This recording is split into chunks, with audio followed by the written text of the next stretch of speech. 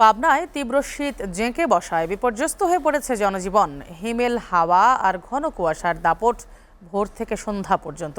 আর এতে কর্মজীবী মানুষ, শিশু ও বয়স্কদের দুর্ভোগ বেড়েছে বহুগুণ। শীতের আরও খবর জানাতে পাবনা থেকে সরাসরি যুক্ত হচ্ছেন সহকর্মী কামরুল ইসলাম।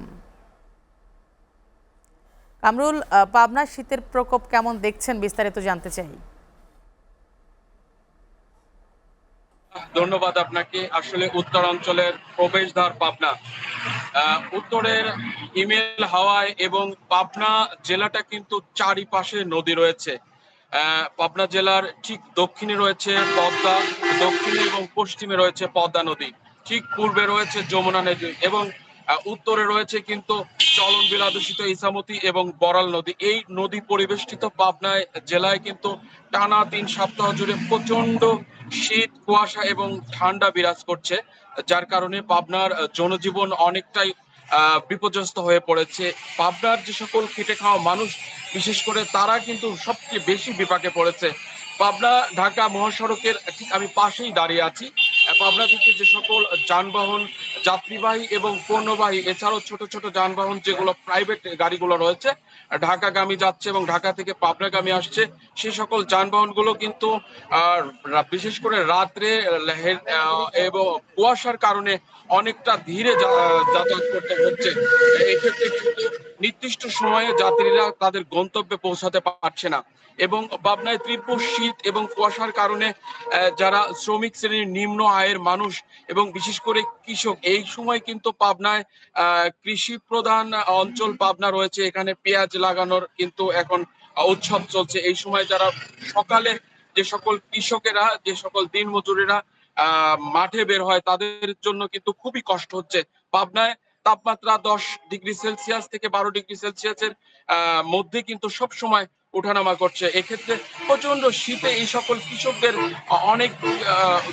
কিন্তু অনেক সমস্যার সম্মুখীন হচ্ছে। বিশেষ করে প্রতিদিন তারা কিন্তু সেই তাদের কার্যক্রম কাজ কিন্তু করতে পারছে না। এছাড়াও আমি যেটা দেখেছি পাবনায় যে সকল নিম্ন আয়ের মানুষ রয়েছে, ছিন্নমূল মানুষ রয়েছে, যারা প্রতি বছর গরম কাপড় এবং কম্বল কেনার সামর্থ্য থাকে না, তাদের মাঝে কিন্তু এখন পর্যন্ত কোনো সামাজিক সংগঠন, রাজনৈতিক সংগঠন, কোনো সংগঠনের পক্ষ থেকে কম্বল এবং গরম কাপড় বিতরণের কোনো চিত্র আমরা এখন পর্যন্ত দেখতে পাইনি।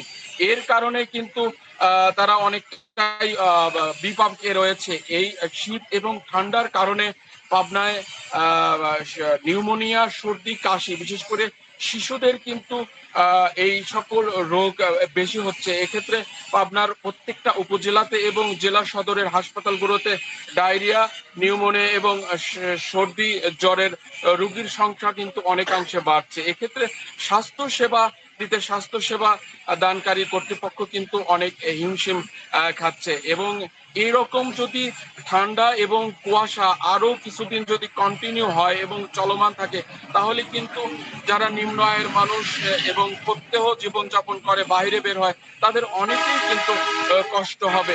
এবং আরেকটি কথা বলে রাখি, কিন্তু সূর্যের দেখা না পাওয়ার কারণে প্রত্যেকটা বাজার এবং মার্কেটগুলোতে দেরি করে 11টা থেকে 12টার মধ্যে কিন্তু এই মার্কেটগুলো খুলছে। এক্ষেত্রেও কিন্তু যারা শ্রমিক শ্রেণী রয়েছে, যারা কর্মচারী রয়েছে, তারা কিন্তু ঠিকমত যেমন তাদের কর্মস্থলে আসতে পারছে না। এক্ষেত্রে কিন্তু তাদের কাজেরই কিন্তু অনেকটা কমতি হচ্ছে। এই ছিল পাবনা থেকে ঠান্ডার এবং শীত এবং কুয়াশা জনজীবন বিপর্যয়ের সর্বশেষ অবস্থা। রূপানুর। জি, কামরুল, আপনাকে অনেক ধন্যবাদ।